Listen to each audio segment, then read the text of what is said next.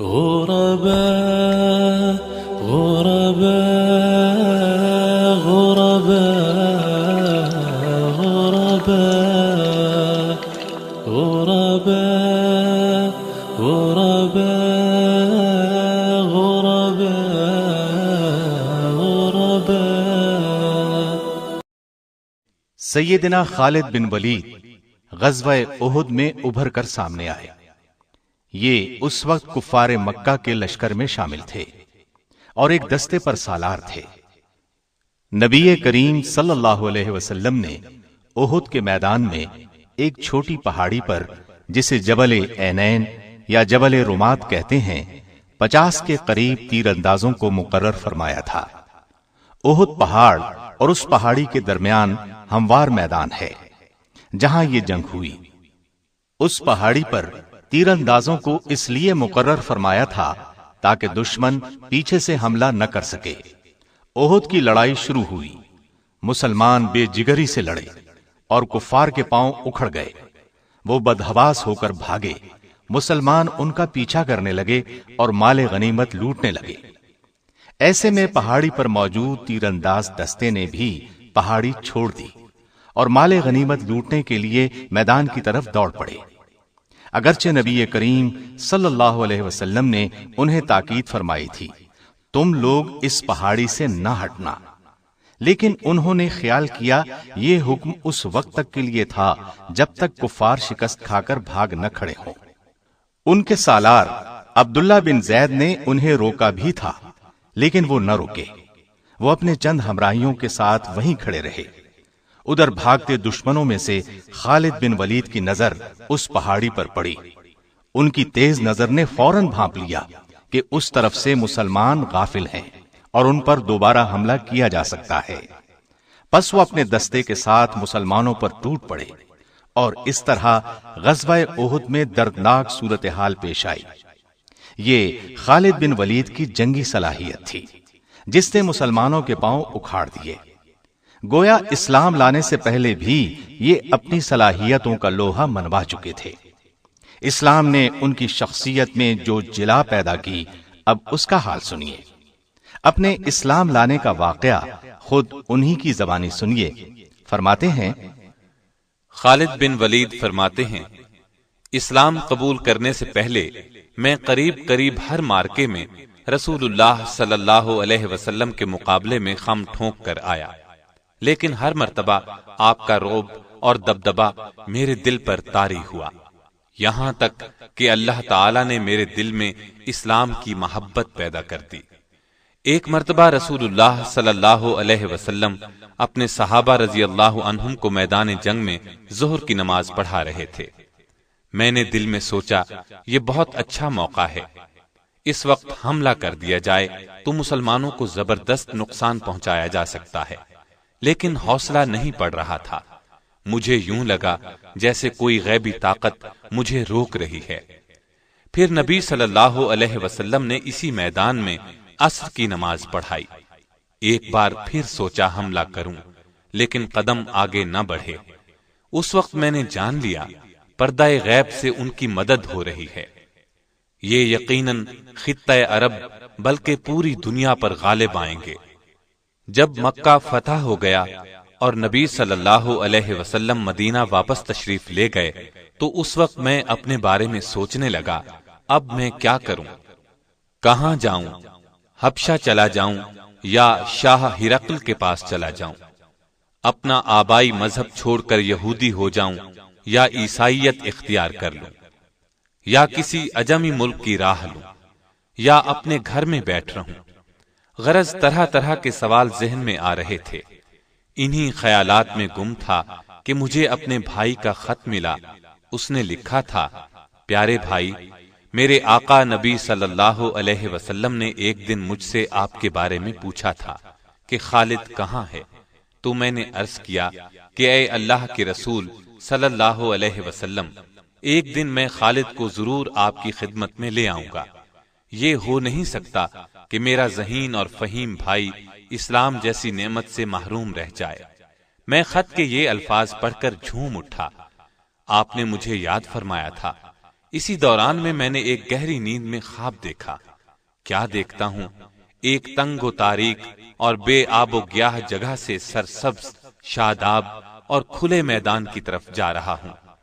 آنکھ کھلی تو دل میں ایک خوشگوار احساس پیدا ہوا اور میں نے مدینے جانے کا پختہ ارادہ کر لیا۔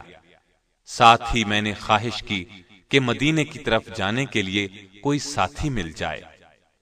میں نے عثمان بن طلحہ رضی اللہ عنہ سے اپنے دلی ارادے کا ذکر کیا۔ وہ خوشی سے میرے ساتھ چلنے کے لیے تیار ہو گیا۔ آخر ہم روانہ ہوئے۔ دوران سفر عمرو بن عاص رضی اللہ عنہ ملے۔ انہوں نے مجھ سے پوچھا، کہاں جا رہے ہو؟ میں نے بتایا، اسلام کی کشش مجھے مدینے کی طرف کھینچے لے جا رہی ہے۔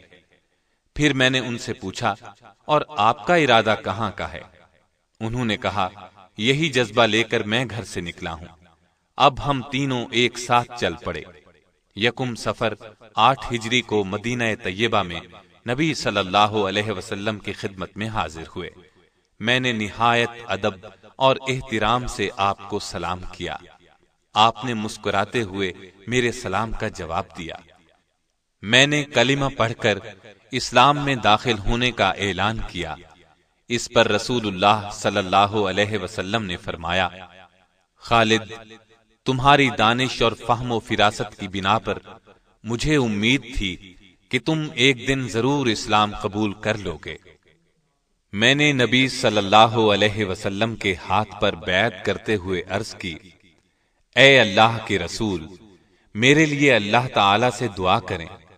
میں لوگوں کو تلوار کے ذریعے اسلام سے روکتا رہا ہوں اور مسلمانوں کے لیے طرح طرح کی مشکلات پیدا کرتا رہا ہوں۔ نبی صلی اللہ علیہ وسلم نے میری پریشانی دیکھ کر فرمایا، گھبراؤ نہیں خالد، اسلام قبول کرنے سے دور جاہلیت کے تمام گناہ خود بخود مٹ جاتے ہیں۔ میں نے عرض کیا، اس کے باوجود میری درخواست ہے، آپ میرے حق میں ضرور دعا کریں۔ چنانچہ نبی صلی اللہ علیہ وسلم نے میرے لیے دعا فرمائی، الہی خالد بن ولید کو بخش دے، الہی خالد بن ولید پر رحم فرما، الہی اس کی جملہ خطائیں معاف فرما، بلا شبہ تو بخشنے والا مہربان ہے۔ خالد بن ولید فرماتے ہیں، میں نے اپنا خواب ابو بکر رضی اللہ عنہ کو سنایا تو انہوں نے تعبیر بیان کرتے ہوئے فرمایا، تنگ و تاریک جگہ سے مراد کفر و شرک کی زندگی ہے اور سرسبز شاداب میدان سے مراد اسلام ہے۔ اللہ تعالی آپ کو کفر کی تاریکیوں سے اسلام کے وسیع اور روشن میدان کی طرف لے آیا ہے۔ اسلام قبول کرنا آپ کو مبارک ہو۔ خالد بن ولید کسی خوف یا لالچ کی بنیاد پر اسلام میں داخل نہیں ہوئے تھے۔ نبی کریم صلی اللہ علیہ وسلم کی شخصیت نے انہیں متاثر کیا تھا۔ اسلام کی عظمت ان کے دل میں گھر کر گئی تھی۔ انہوں نے جب تک اسلام قبول نہیں کیا تھا اس وقت تک یہ مسلمانوں کے خطرناک دشمن تھے۔ غزوہ احد کی مثال ہمارے سامنے ہے، لیکن جب یہی جواں سال مرد میدان اسلام کے پرچم تلے آئے تو ہر موقع پر انہوں نے سچے دل اور خلوص نیت کے ساتھ اسلام کے لیے تن من اور دھن کی بازی لگائی۔ انہوں نے اپنی پوری زندگی حق کی خاطر لڑتے ہوئے گزاری۔ ان کی زندگی میں بعض بہت مشکل لمحات بھی آئے، لیکن ہر مرحلے پر انہوں نے خوف اور نا امیدی کو اپنے قریب نہیں آنے دیا۔ انہوں نے جنگی تاریخ میں ایسے کارنامے انجام دیے کہ دنیا دنگ رہ گئی۔ آپ کی جرت، شجاعت اور عظمت کا اعتراف دشمن نے بھی کیا ہے۔ جرمن فوج کے سپہ سالار سے جب پوچھا گیا آپ کی کامیابی کا راز کیا ہے تو اس نے فوراً کہا، میں میدان جنگ میں مسلم جرنیل خالد بن ولید کے طریقے اپناتا ہوں۔ اس میں کوئی شک نہیں کہ خالد بن ولید ایک مدبر سپہ سالار تھے۔ یہی وجہ تھی کہ قیصر و کسریٰ ان کے قدموں میں آ گرے۔ روم اور فارس کے جنگی وسائل ان کے راستے میں کوئی رکاوٹ نہ بن سکے۔ ابتدا سے لے کر آخر تک ہر مارکہ حق و باطل میں فتوحات نے ان کے قدم چومے اور شکست کسی بھی میدان میں ان کے نزدیک نہ پھٹک سکی۔ غزوہ موتا میں تو ان کے جوہر کھل کر سامنے آ گئے۔ ہوا یوں کہ نبی کریم صلی اللہ علیہ وسلم نے اپنے ایک جان نثار صحابی سیدنا حارث بن عمیر ازدی رضی اللہ عنہ کو خط دے کر وادی بصرہ کے حکمران حارث بن ابی شمر غسانی کی طرف روانہ کیا۔ ابھی وہ شام کے صوبے بلقا کی موتا نامی بستی میں پہنچے تھے کہ صوبے کے گورنر شرابیل بن عمرو غسانی کو ان کی آمد کی اطلاع ہو گئی۔ اس نے انہیں گرفتار کر کے بے دردی سے شہید کر دیا۔ یہ غمناک خبر جب نبی کریم صلی اللہ علیہ وسلم تک پہنچی تو آپ بہت رنجیدہ ہوئے۔ اس کے علاوہ 15 صحابہ پر مشتمل ایک تبلیغی جماعت سرزمین شام میں مصروف تھی۔ ان تمام صحابہ کو دھوکہ دے کر بے دردی سے شہید کر دیا گیا۔ انہی ایام میں شاہ روم نے مدینہ منورہ پر چڑھائی کی دھمکی دی۔ ان تمام اسباب کی وجہ سے نبی اکرم صلی اللہ علیہ وسلم نے سیدنا زید بن حارثہ کی قیادت میں ایک لشکر روانہ کیا اور ساتھ ہی ارشاد فرمایا کہ اگر جنگ کے دوران زید شہید ہو جائیں تو جعفر بن ابی طالب کو سپہ سالار بنایا جائے، وہ شہید ہو جائیں تو عبداللہ بن رواحہ کو قائد بنایا جائے، وہ بھی شہید ہو جائیں تو مجاہدین اپنی مرضی سے قائد منتخب کر لیں۔ نبی کریم صلی اللہ علیہ وسلم نے لشکر کے لیے سفید رنگ کا پرچم بنایا اور سیدنا زید بن حارثہ کے حوالے کیا۔ لشکر کو آپ نے یہ وصیت کی کہ جس مقام پر حارث بن عمیر ازدی شہید ہوئے وہاں پڑاؤ کریں اور اللہ سے مدد طلب کرتے ہوئے ڈٹ کر دشمن کا مقابلہ کریں، اور دیکھنا کسی سے بدعہدی نہ کرنا، نہ خیانت کرنا، کسی بچے، بوڑھے یا عورت کو قتل نہ کرنا، اور نہ کسی گوشہ نشین راہب کی گردن اڑانا، کسی عمارت کو منہدم کرنا، نہ کوئی درخت کاٹنا۔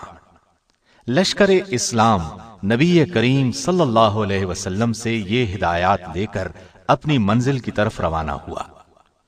سرحدی صوبے بلقا پہنچا تو معلوم ہوا شاہ روم ہرقل نے ان مٹھی بھر مسلمانوں کے مقابلے کے لیے ایک بہت بڑا لشکر بھیجا ہے اور وہ میدان میں پڑاؤ ڈالے بیٹھا ہے۔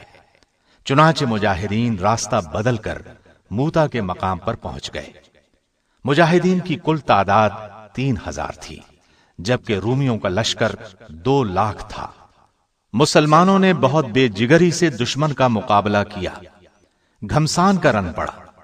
سیدنا زید بن حارثہ نے اپنی قائدانہ ذمہ داری کا احساس کرتے ہوئے بہت زوردار حملہ کیا۔ اپنی مٹھی بھر فوج کے ساتھ چاروں طرف سے دشمن پر ٹوٹ پڑے۔ دشمن کی صفوں کو چیرتے ہوئے آگے ہی بڑھتے چلے گئے، یہاں تک کہ دیوانہ وار لڑتے ہوئے، بہادری کے جوہر دکھاتے ہوئے اور دشمن کو گاجر مولی کی طرح کاٹتے ہوئے بالآخر شہید ہو گئے۔ ان کے بعد سیدنا جعفر بن ابی طالب نے اسلام کا جھنڈا ہاتھ میں لے لیا، گھوڑے کو ایڑ لگائی اور آنن فانن دشمن کے لشکر کے درمیان میں پہنچ گئے، ان پر ٹوٹ پڑے اور تلوار کے جوہر دکھانے لگے۔ دشمنوں کو قتل کرتے رہے اور آگے بڑھتے رہے۔ ایک دشمن کے وار سے دایاں بازو کٹ گیا تو جھنڈا بائیں بازو میں پکڑ لیا، دشمن نے بایاں بازو بھی کاٹ دیا۔ آپ نے جھنڈے کو اپنے بچے کھچے بازوؤں کے سہارے سنبھالے رکھا، گرنے نہیں دیا۔ اس نے تاک کر تیسرا وار کمر پر کیا، آپ لڑکھڑائے اور زمین پر گر گئے۔ اس طرح آپ بھی شہادت کے رتبے پر فائز ہوئے۔ ان کے بعد نبی کریم صلی اللہ علیہ وسلم کے ارشاد کے مطابق سیدنا عبداللہ بن رواحہ نے جھنڈا سنبھالا۔ یہ بھی بہادری اور جواں مردی کے جوہر دکھاتے ہوئے شہید ہو گئے۔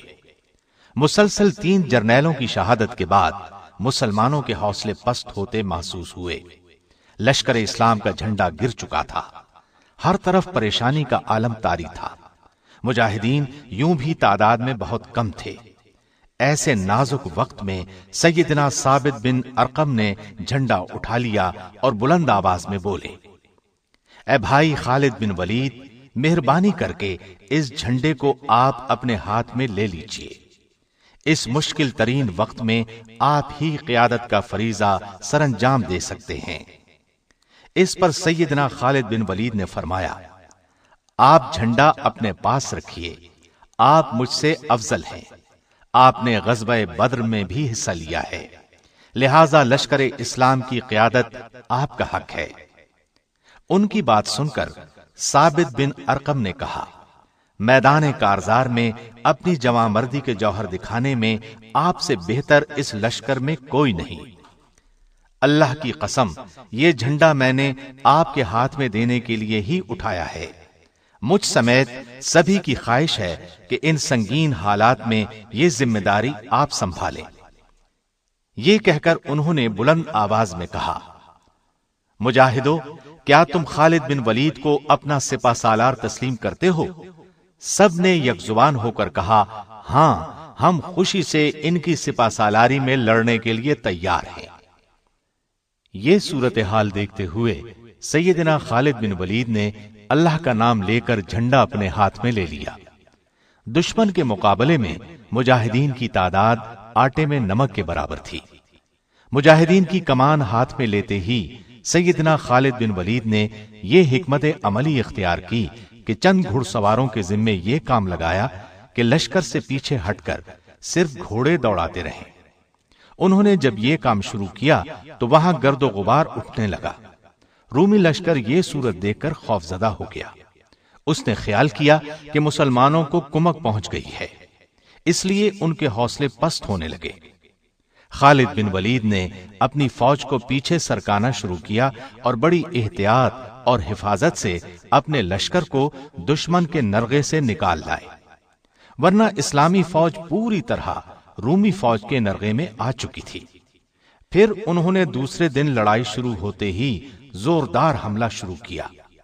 رومیوں کے پرخچے اڑانے لگے، ان کے ہاتھ سے اس روز 9 تلواریں ٹوٹی۔ مسلمانوں کے لشکر کو ان کے نرغے سے نکال کر لے آنا سیدنا خالد بن ولید کا ایک بہت بڑا کارنامہ تھا، کیونکہ رومی فوج 60 گنا تھی اور مسلمان فوج کا نقصان بھی کم سے کم ہوا۔ مدینہ پہنچنے پر ان کا زبردست استقبال ہوا اور نبی کریم صلی اللہ علیہ وسلم نے انہیں سیف اللہ یعنی اللہ کی تلوار کا لقب دیا۔ آپ کے ذہن میں یقیناً سوال ابھر رہا ہوگا کہ اسلام لاتے ہی جنہوں نے یہ کارہائے نمایاں انجام دے ڈالے، وہ اسلام لانے سے پہلے کیسے تھے، کیا کرتے رہے؟ تو آئیے ہم ایک نظر ان کی اسلام سے پہلے کی زندگی پر بھی ڈال دیں۔ عرب کے تپتے ریگستان میں آپ نے پرورش پائی، بچپن ہی سے فنون سپاہ گری کی طرف متوجہ ہو گئے۔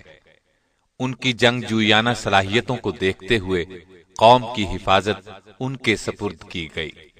گھڑ سواری کی تربیت بھی لی تھی، بلند مرتبت خاندان سے تعلق تھا، جوانی ہی میں طاقتور اور بہادر سپاہی شمار ہونے لگے، یہاں تک کہ پورے عرب میں مشہور ہو گئے۔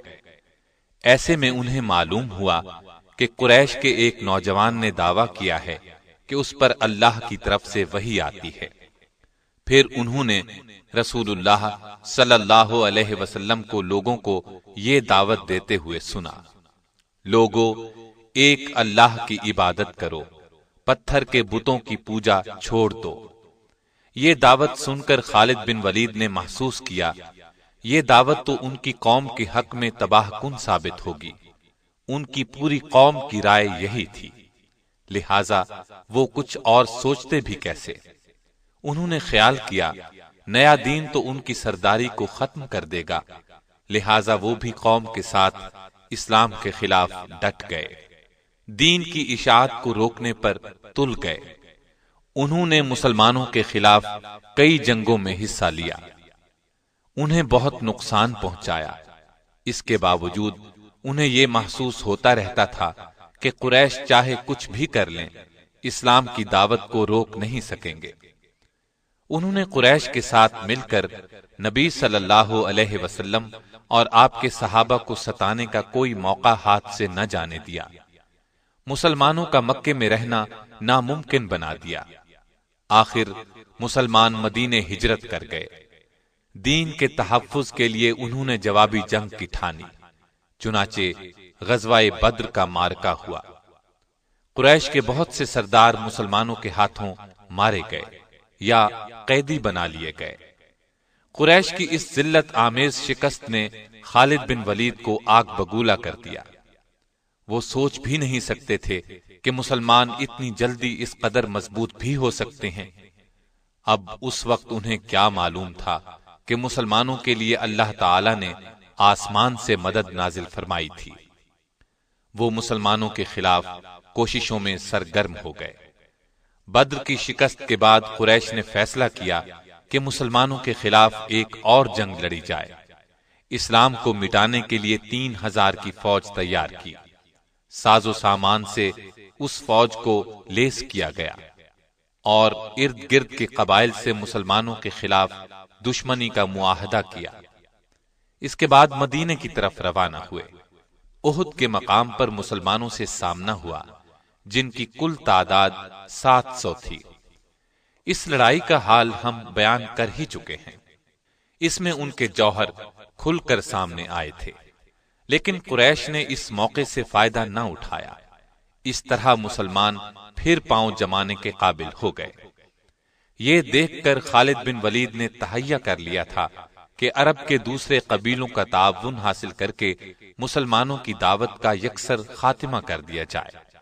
چنانچہ انہوں نے عرب قبائل کے 10,000 افراد کا ایک بڑا لشکر جمع کیا۔ اسی لیے اس جنگ کو جنگ احزاب کہا جاتا ہے۔ احزاب عربی میں حزب کی جمع ہے، جس کے معنی گروہ کے ہیں، یعنی اس موقع پر سارے اسلام دشمن گروہ اور قبیلے جمع ہو گئے تھے۔ عرب قبیلوں اور اسلام دشمن طاقتوں پر مشتمل اس لشکر نے مدینے کی طرف پیش قدمی کی۔ خالد اور قریش کے دوسرے لوگوں نے طے کیا تھا کہ وہ مدینے کو لوٹ لیں گے اور مسلمانوں کو غلام بنا کر مکے واپس لے جائیں گے۔ خالد بن ولید کو اس بات کا علم نہیں تھا کہ جنگ احد میں مسلمانوں کی شکست کا سبب کیا تھا۔ 50 سواروں میں سے بعض نے رسول اللہ صلی اللہ علیہ وسلم کی ہدایت پر عمل نہیں کیا تھا۔ اسی کا نتیجہ شکست کی صورت میں نکلا تھا۔ یہ لشکر مدینے کے مضافات میں پہنچا تو خالد بن ولید اور ان کے ساتھی یہ دیکھ کر حیرت زدہ رہ گئے کہ مسلمانوں نے شہر کو بچانے کے لیے اس کے ارد گرد ایک چوڑی خندق کھود لی ہے۔ خالد ایک تجربہ کار جنگجو ضرور تھے، لیکن یہ عسکری تدبیر ان کے لیے بالکل نئی چیز تھی۔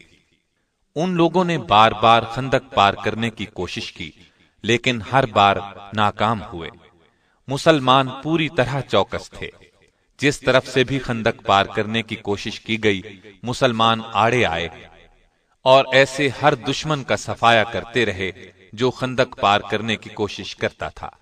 محاصرے کو جب 1 ماہ گزر گیا اور کچھ بن نہ پڑا تو خالد بن ولید مایوس ہو گئے۔ انہیں یقین تھا کہ مسلمان ہتھیار نہیں ڈالیں گے۔ پھر اللہ کے حکم سے تیز آندھی چلی۔ اس نے کفار کو تتر بتر کر دیا، خیمے اڑا کر رکھ دیے۔ لشکر میں ہولناک افراتفری مچ گئی۔ خالد بن ولید نے انہیں روکنے کی کوشش کی، ان کا حوصلہ بڑھانے کی کوشش کرتے رہے، لیکن وہ لوگ اچھی طرح محسوس کر چکے تھے کہ مسلمان ہتھیار نہیں ڈالیں گے۔ آخر قریش بھاگ کھڑے ہوئے۔ دشمنوں سے نجات پانے کے بعد رسول اللہ صلی اللہ علیہ وسلم اور صحابہ کرام نے عمرے کا ارادہ فرمایا۔ وہ معمولی ہتھیاروں کے ساتھ اس امید پر مکے کی طرف روانہ ہوئے کہ قریش انہیں عمرے سے نہیں روکیں گے، لیکن جب یہ لوگ مکے کے نزدیک پہنچے تو وہ آڑے آئے۔ انہوں نے خیال کیا مسلمانوں کی آمد ان کے لیے خطرہ ہے۔ ایسے میں خالد بن ولید کچھ سواروں کے ساتھ آگے بڑھے اور حدیبیہ کے مقام پر مسلمانوں کا راستہ روک لیا۔ انہوں نے مسلمانوں کو للکارا، لیکن وہ تو گھر سے لڑنے کے لیے نہیں آئے تھے، لہذا خاموش رہے۔ آخر رسول اللہ صلی اللہ علیہ وسلم نے قریش کے ساتھ ایک صلح نامہ طے کیا۔ طے یہ پایا کہ مسلمان اور قریش مکہ 10 سال تک نہیں لڑیں گے، اور یہ کہ مسلمان اب واپس مدینے چلے جائیں، آئندہ سال عمرہ کرنے کے لیے آئیں۔ اس معاہدے کی کچھ اور شرائط بھی تھیں۔ بعض مسلمانوں کے خیال میں وہ شرائط پسندیدہ نہیں تھیں، مگر انہوں نے رسول اکرم صلی اللہ علیہ وسلم کے سامنے دم مارنے کی جرأت نہ کی۔ بعد میں یہ بات ثابت ہو گئی کہ صلح کی شرائط مسلمانوں کے حق میں بہت مفید ثابت ہوئی تھی۔ اس صلح نامے کو باقاعدہ تحریری شکل دی گئی۔ خالد بن ولید اس دوران میں مسلمانوں کی حرکات اور سکنات دیکھتے رہے۔ وہ دیکھ رہے تھے کہ مسلمان کس طرح رسول اللہ پر جان چڑکتے ہیں۔ انہوں نے اس حد تک کسی کو کسی کا احترام کرتے نہیں دیکھا تھا۔ اسلام کی دعوت دینے کے وہ کس قدر شوقین تھے، یہ بھی انہیں اندازہ ہوا۔ اس روز کے بعد سے ان پر ایک مایوسی کی حالت طاری ہو گئی۔ حقیقت یہ تھی کہ وہ اسلام کی سچائی کو پوری طرح محسوس کرنے لگے تھے، لیکن اعلانیہ یہ بات کہنے کا حوصلہ ابھی ان میں پیدا نہیں ہوا تھا۔ آخر کار انہوں نے محسوس کر لیا کہ اب تک وہ جس راستے پر چلتے رہے ہیں اس میں سوائے تاریکی کے اور کچھ نہیں ہے۔ اسلام کی روشنی انہیں اپنے اندر جذب ہوتی محسوس ہوئی۔ اس طرح انہوں نے اسلام قبول کرنے کا فیصلہ کر لیا۔ ان کے اسلام لانے کی تفصیل ہم آپ کو سنا ہی چکے ہیں۔ اسلام لانے کے بعد خالد بن ولید اسلام کے سچے سپاہی بن گئے اور اسلام پر سختی سے کاربند ہو گئے۔ اسلام کے دفاع کے لیے ہر دم تیار رہتے تھے۔ نبی کریم صلی اللہ علیہ وسلم انہیں جہاں جانے کے لیے کہتے وہ فوراً حکم بجا لاتے، ایک لمحے کی بھی تاخیر نہ کرتے۔ اب اسلام تیزی سے پھیلنے لگا تھا۔ اس زمانے میں سیدنا خالد بن ولید رضی اللہ عنہ نے سب سے پہلی نمایاں کامیابی جنگ موتا میں حاصل کی۔ اس کا ذکر آپ سن چکے ہیں۔ اس واقعے کے بعد ان کی اصل مجاہدانہ زندگی کی ابتدا ہوئی۔ نبی کریم صلی اللہ علیہ وسلم نے قریش مکہ سے حدیبیہ کا معاہدہ کیا تھا۔ اس کی ایک شق یہ تھی کہ 10 سال تک دونوں فریق جنگ نہیں کریں گے، اور جو فریق معاہدے کی خلاف ورزی کرے گا اس کے خلاف جوابی کارروائی کی جائے گی۔ چنانچہ قریش نے معاہدے کی خلاف ورزی کی، مسلمانوں کے حلیف بنو خزاعہ پر حملہ کر دیا۔ اس کے بعد انہیں احساس ہوا کہ ان سے بڑی غلطی ہوئی۔ اس غلطی کے نتائج ان کے لیے تباہ کن ہوں گے، اس لیے انہوں نے مسلمانوں سے نئی شرائط طے کرنے کی کوشش کی، لیکن رسول کریم صلی اللہ علیہ وسلم نے ان کا عذر تسلیم نہ کیا اور ان کے مظالم کا خاتمہ کرنے کا عزم کر لیا۔ نبی کریم صلی اللہ علیہ وسلم 10,000 کے لشکر کے ساتھ مکے کی طرف روانہ ہوئے۔ سیدنا خالد بن ولید بھی اسلامی لشکر کے ایک حصے کے سالار تھے۔ نبی کریم صلی اللہ علیہ وسلم نے انہیں ہدایت کی کہ وہ معافی اور نرمی کا سلوک کریں، اس وقت تک خود حملہ نہ کریں جب تک ان پر حملہ نہ کیا جائے۔ خالد بن ولید اپنے دستے کے ساتھ مکے میں داخل ہوئے۔ وہ فوراً کعبے کی طرف بڑھے۔ کعبے میں مشرکین نے عبادت کے لیے ہر قسم کے بت رکھے ہوئے تھے۔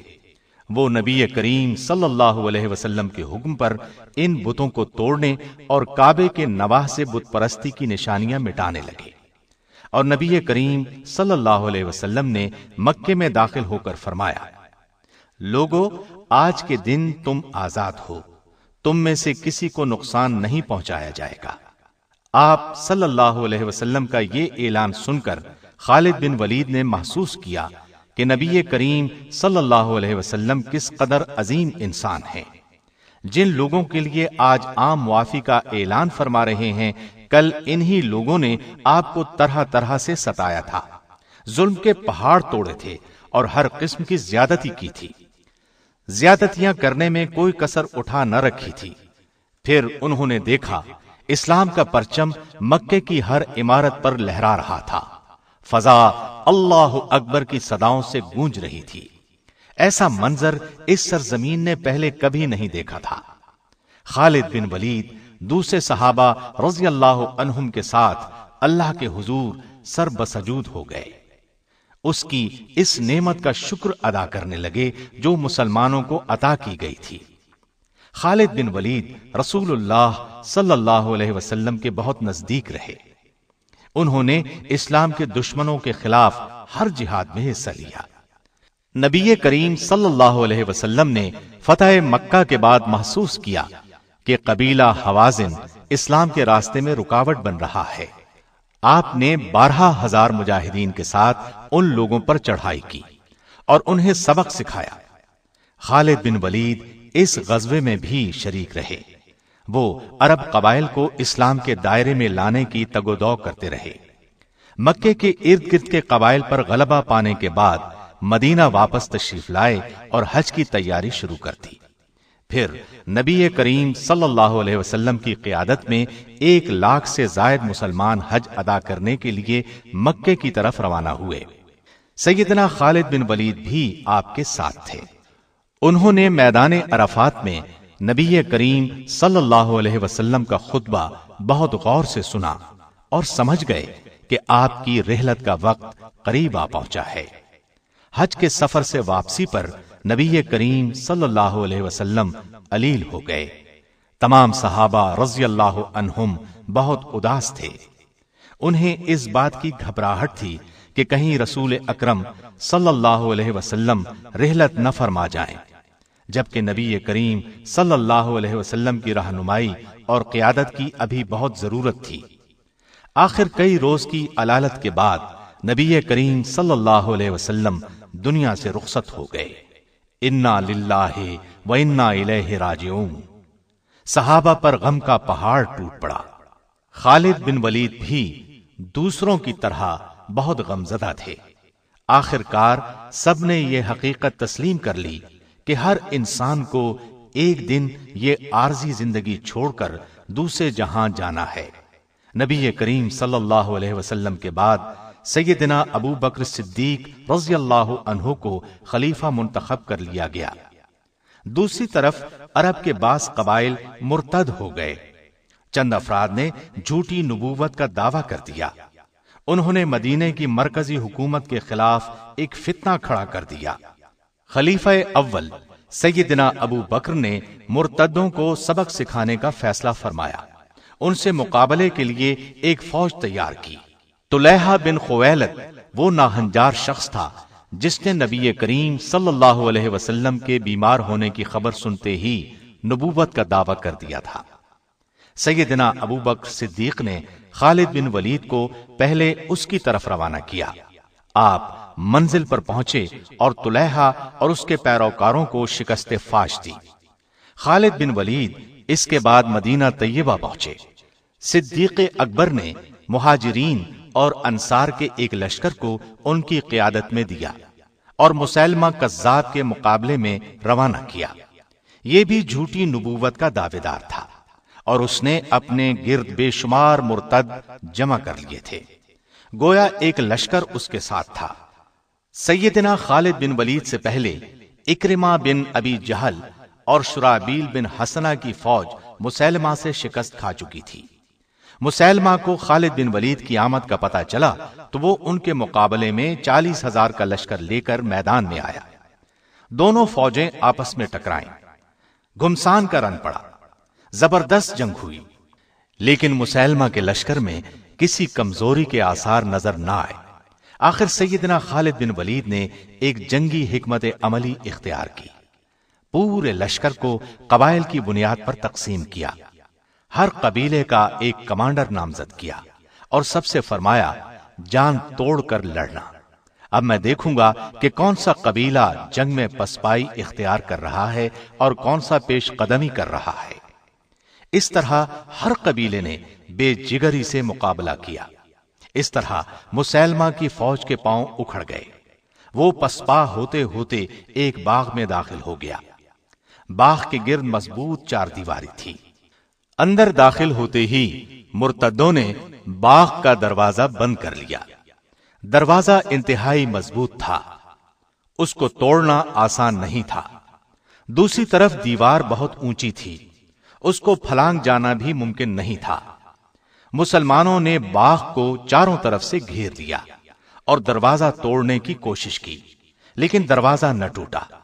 یہ صورتحال دیکھ کر ایک صحابی سیدنا برا بن عازب نے جذبہ جہاد سے سرشار ہو کر اپنے ساتھیوں سے کہا، مجھے اٹھا کر دیوار کے اوپر سے باغ میں پھینک دو۔ مسلمانوں نے ایسا ہی کیا، ان کو ہاتھوں اور پیروں سے پکڑ کر جھولا دیا اور اچھال دیا۔ یہ دیوار کے اوپر سے ہوتے ہوئے عین دروازے کے دوسری طرف باغ کے اندر گرے۔ یہ نڈر، پھرتیلا، بہادر، جفاکش اور جانباز صحابی فضا میں لہراتا باغ میں گرا تو مسیلمہ کی فوج میں بھگدڑ مچ گئی۔ انہوں نے خیال کیا کہ نہ جانے آسمان سے کیا بلا نازل ہوئی ہے، لیکن سیدنا برا بن عازب نے فوراً دروازہ کھول دیا۔ دروازے کا کھلنا تھا کہ لشکر اسلام نعرہ تکبیر لگاتا ہوا دشمن پر ٹوٹ پڑا۔ ایک بار پھر گھمسان کی لڑائی شروع ہو گئی۔ مسیلمہ کذاب وحشی بن حرب کے ہاتھوں مارا گیا۔ یہ وہی وحشی بن حرب ہیں جن کے ہاتھوں غزوہ احد میں سیدنا حمزہ رضی اللہ عنہ نبی کریم صلی اللہ علیہ وسلم کے پیارے چچا نے جام شہادت نوش فرمایا تھا۔ اس کے بعد یہ وحشی بن حرب مسلمان ہو گئے تھے، اور آج ان کے ہاتھوں اسلام کا یہ بدترین دشمن اپنے انجام کو پہنچا۔ اس کے علاوہ اس کی فوج کے قریباً 1000 افراد بھی مارے گئے۔ باغ کے اندر ہر طرف لاشیں دکھائی دے رہی تھیں۔ اس کے بعد اس باغ کا نام حدیقۃ الموت یعنی موت کا باغیچہ مشہور ہو گیا۔ اس جنگ کو جنگ یمامہ کہا جاتا ہے۔ سرزمین عراق پر سیدنا خالد بن ولید کی قیادت میں پہلی جنگ ذات السلاسل لڑی گئی۔ اسے جنگ حزیر بھی کہا جاتا ہے۔ حزیر خلیج فارس کے قریب واقع ہے۔ مدینے سے بصرہ جاتے ہوئے پہلے حزیر آتا ہے۔ یہاں کا حاکم ہرمز تھا۔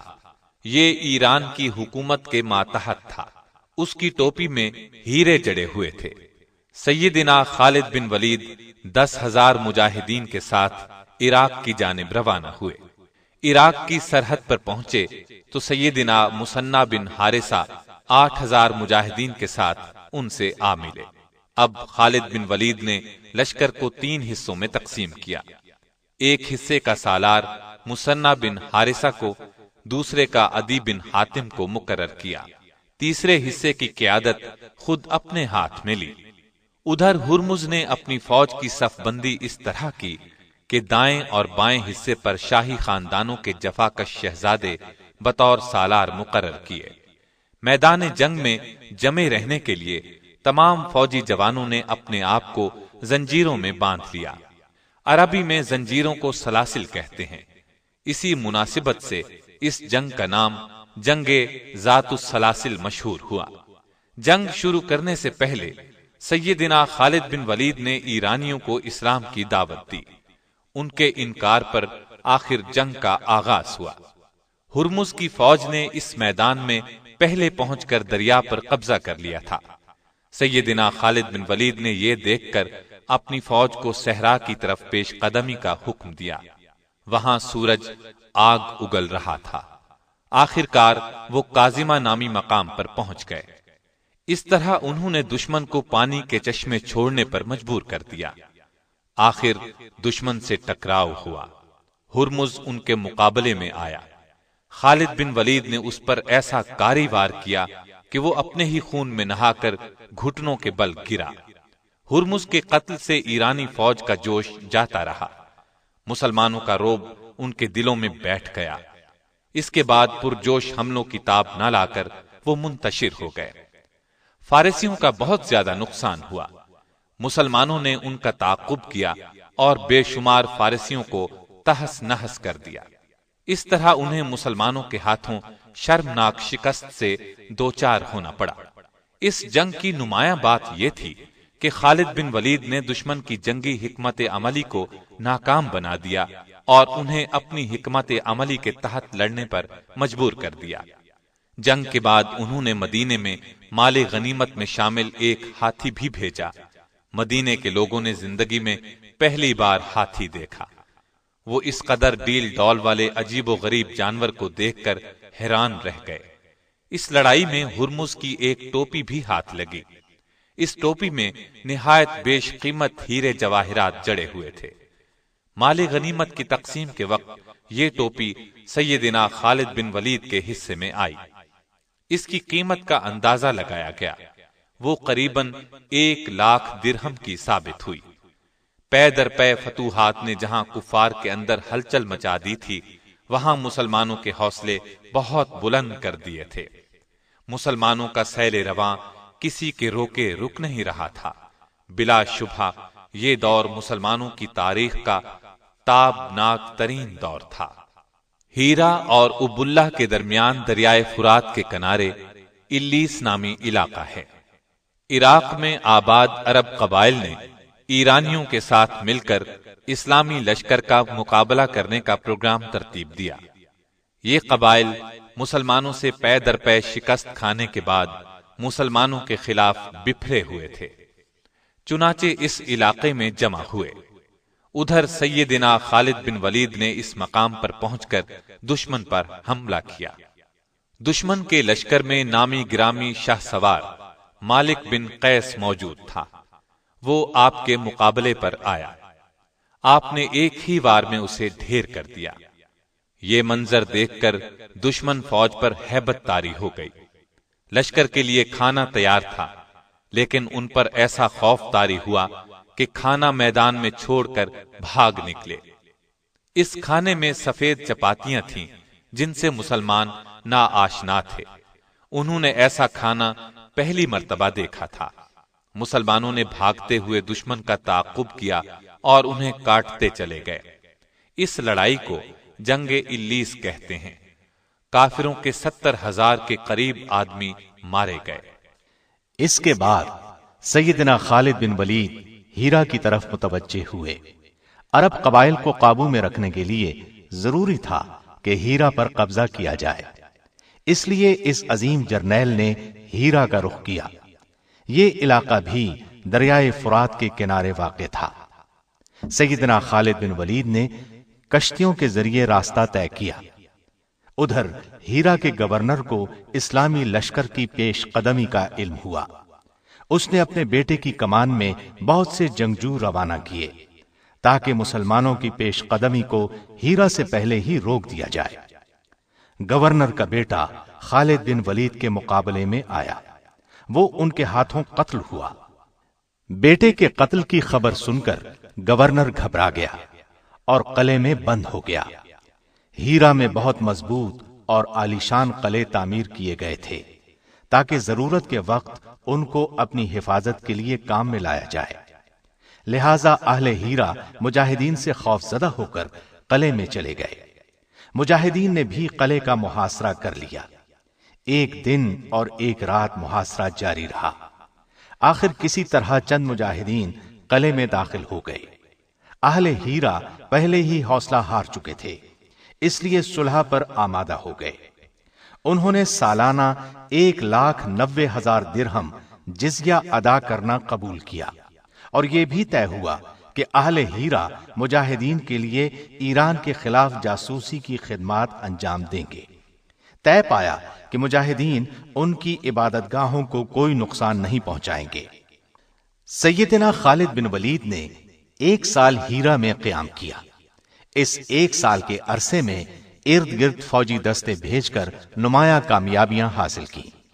سیدنا خالد بن ولید کی دیرینہ خواہش تھی کہ اسلامی ریاست کی شمالی سرحدوں پر رومیوں کا قلع قمع کیا جائے، چنانچہ انہوں نے 36,000 کا لشکر جمع کیا۔ دلیر اور تجربہ کار سالاروں کو اس کی قیادت سونپی۔ لشکر کو کئی دستوں میں تقسیم کیا۔ انہیں حکم دیا کہ الگ الگ دستوں کی صورت میں آگے بڑھیں اور یرموک کے مقام پر جا ملیں۔ اسلامی لشکر جب طے شدہ پروگرام کے مطابق یرموک کے مقام پر جمع ہوا تو پتہ چلا کہ ان کے مقابلے میں 2 لاکھ کا لشکر سفارا ہو چکا ہے۔ اسلامی لشکر کے سالاروں نے آپس میں مشورہ کیا اور اس نتیجے پر پہنچے کہ دانش مندی کا تقاضا یہ ہے کہ خلیفہ کو اس صورتحال کی اطلاع دی جائے۔ مدینے میں سیدنا ابو بکر صدیق کو صورتحال کا علم ہوا تو انہوں نے خالد بن ولید کی طرف قاصد روانہ کیا۔ وہ اس وقت عراق کے محاذ پر تھے۔ قاصد کے ذریعے انہیں خلیفہ کا پیغام ملا کہ وہ شام پہنچ کر رومیوں کے خلاف اسلامی لشکر کی قیادت کرے۔ خالد بن ولید روانہ ہو گئے۔ ان کا سفر بہت مشکل تھا۔ صحرا میں سے سفر کرتے ہوئے وہ اپنے 8000 سپاہیوں کے ساتھ آخر یرموک میں موجود اسلامی لشکر سے جا ملے۔ انہوں نے احتیاط سے صورتحال کا جائزہ لیا، لڑائی کا باقاعدہ منصوبہ تیار کیا۔ انہوں نے دیکھا کہ اسلامی لشکر 4 سالاروں کے تحت بٹا ہوا ہے، اس وجہ سے ایک متحدہ جنگ لڑنا مشکل ہوگا۔ انہوں نے سالاروں سے مشورہ کیا، انہیں قائل کیا کہ سب دستے اکٹھے کر لیں تاکہ کامیاب لڑائی لڑی جا سکے۔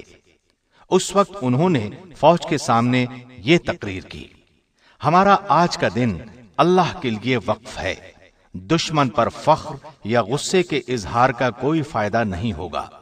اخلاص کے ساتھ اس جہاد میں حصہ لو اور اللہ کی خوشنودی کے حقدار بن جاؤ۔ اپنے ساتھیوں سے انہوں نے یہ درخواست کی کہ پہلے روز فوج کی کمان انہیں سنبھالنے دی جائے۔ سب سالار ان کی کمان پر رضامند ہو گئے۔ جنگ شروع ہونے سے پہلے رومی سالار حامان نے خالد بن ولید سے ملاقات کی خواہش ظاہر کی۔ وہ ملاقات کے لیے تیار ہو گئے۔ حامان نے ان سے کہا: ہمارے علم میں یہ بات آئی ہے کہ تم غربت کی وجہ سے اپنے ملک سے نکل آئے ہو۔ تم چاہو تو میں تم میں سے ہر ایک کو 10 دینار کپڑے اور خوراک دے سکتا ہوں، شرط یہ ہے کہ اپنے ملک میں واپس چلے جاؤ۔ اگلے سال بھی میں تمہیں اسی قدر انعام دوں گا۔ اس کی بات سن کر خالد بن ولید نے کہا: یہ غربت نہیں جو ہمیں یہاں لائی ہے، بلکہ ہم تو تمہارا خون پینا چاہتے ہیں۔ ہمیں بتایا گیا ہے کہ تمہارا خون لذیذ ترین ہے۔ یہ کہہ کر خالد بن ولید اپنی فوج میں واپس آئے۔ انہوں نے میدان جنگ کا جائزہ لیا اور رومیوں کے لشکر جرار کا مقابلہ کرنے کے لیے اپنی فوج کو دستوں میں تقسیم کر کے صف بندی کی۔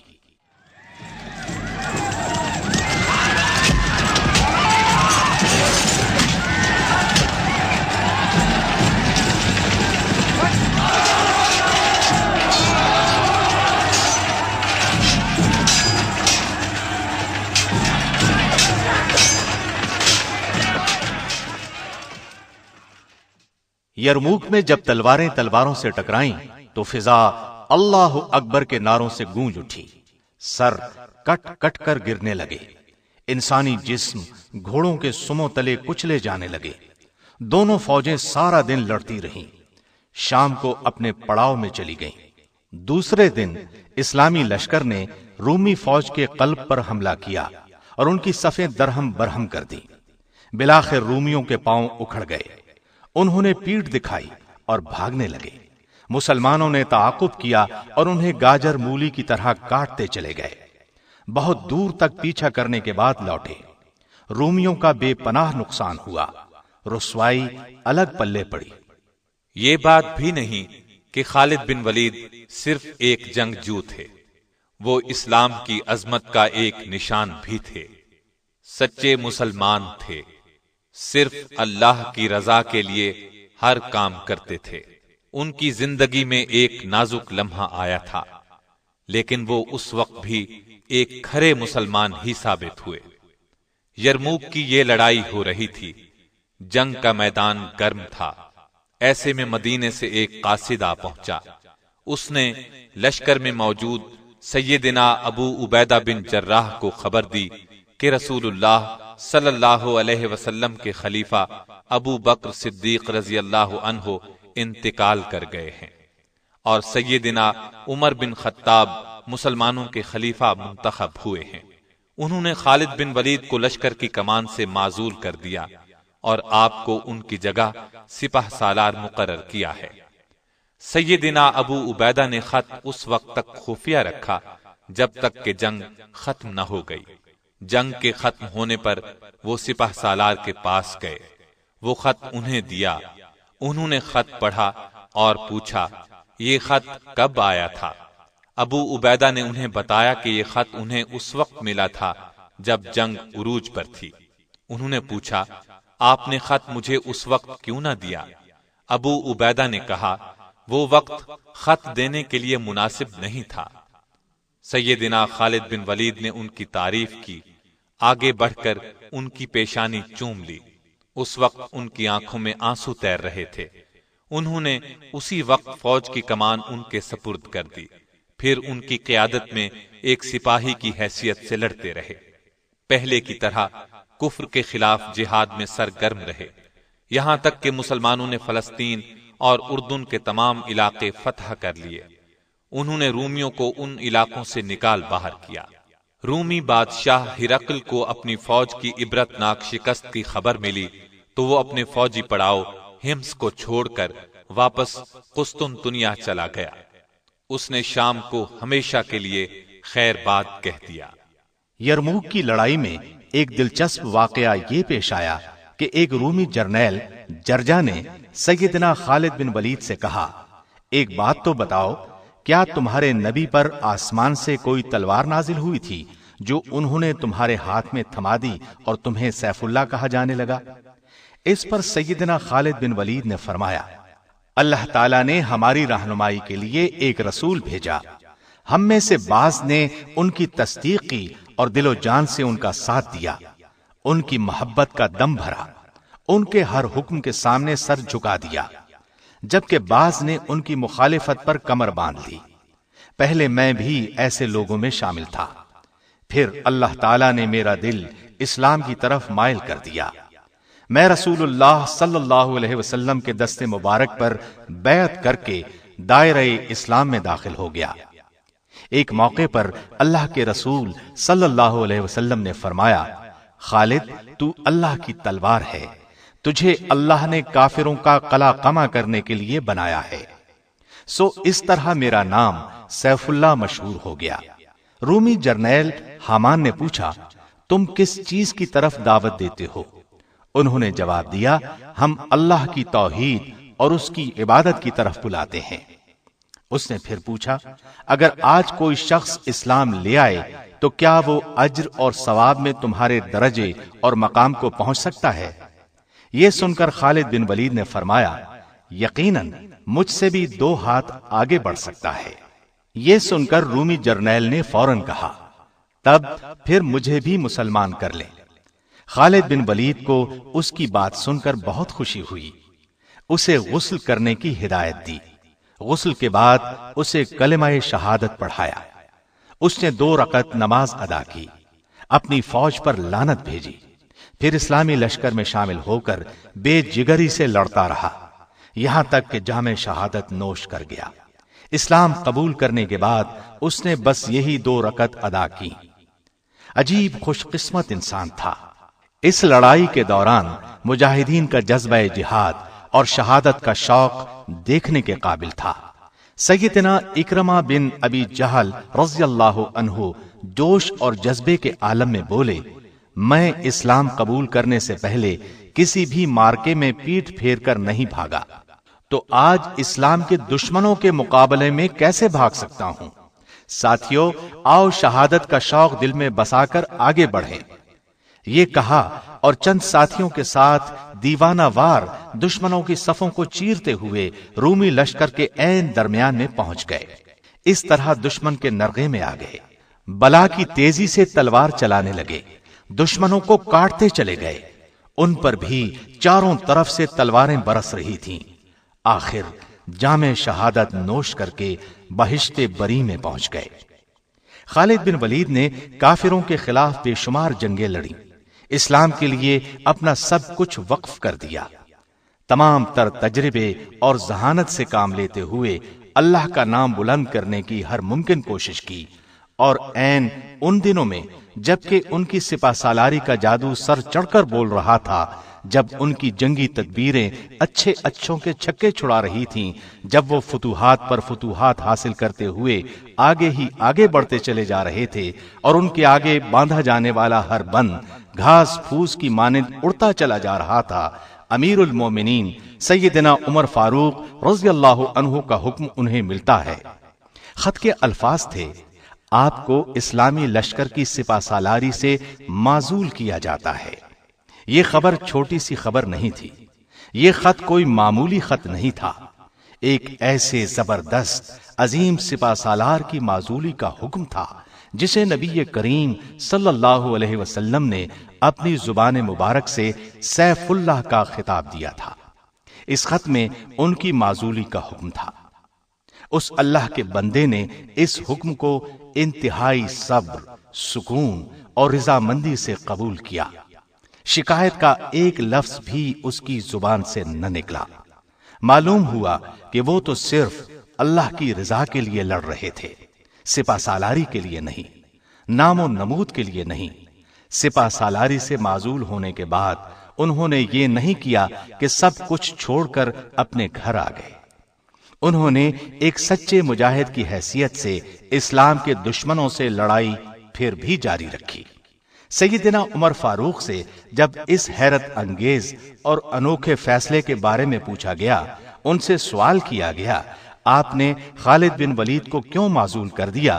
تو آپ نے جواب دیا، میں نے خالد بن ولید کو کسی غلطی یا جرم کی سزا کے طور پر معزول نہیں کیا، بلکہ میں نے یہ فیصلہ اس لیے کیا کہ مسلمان کہیں یہ گمان نہ کر لیں کہ انہیں فتوحات خالد بن ولید کی وجہ سے ہو رہی ہیں۔ فتوحات ہمیں اللہ تعالیٰ کی مہربانیوں سے ہو رہی ہیں۔ بہرحال سپہ سالاری چھوڑ کر ایک عام سپاہی کی حیثیت سے لشکر میں شامل رہنا اور اسلام کے دشمنوں سے جنگ جاری رکھنا ان کا ایک ناقابل فراموش کارنامہ ہے۔ تاریخ ایسی مثالیں پیش کرنے سے قاصر ہے۔ یہ عظیم جرنیل اپنی زندگی میں شہادت کی تمنا کرتا رہا، زندگی بھر دشمن سے لڑتا رہا۔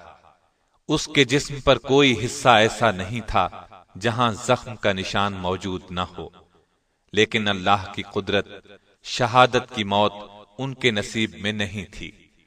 دشمن جس کا نام سن کر کانپ جاتا تھا، وہ اپنی زندگی کے آخری دنوں میں ہمس شہر میں بستر پر لیٹا تھا اور آنسو بہاتے ہوئے غمگین انداز میں کہہ رہا تھا، افسوس، آج میں بستر کی موت مر رہا ہوں۔